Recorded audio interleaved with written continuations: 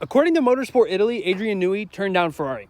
So supposedly we're not going to see Newey with Lewis and Charles in the decisions between Aston Martin and McLaren. Now, really, the way I look at it, between those two options, if he goes to McLaren, that car already looks scary. If Newey goes to McLaren, I think next year might be wraps.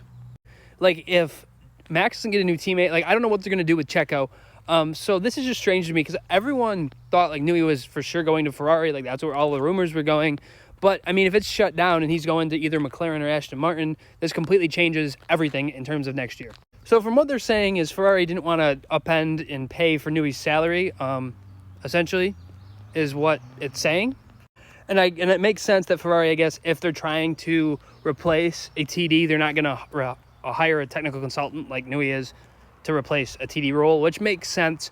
And then he'd not be involved in day-to-day the projects. So really, I don't know. This is going to get interesting to see where Newey ends up. I mean, if he ends up at McLaren, though, that team, because in terms of like stability, McLaren right now is probably the most stable team in terms of how everything's going to work for next year, for 26, because we don't know if Checo's staying. There's that drama.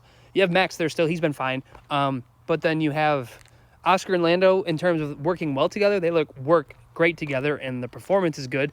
And Zach Brown has a stable team. So I don't know what's going to happen.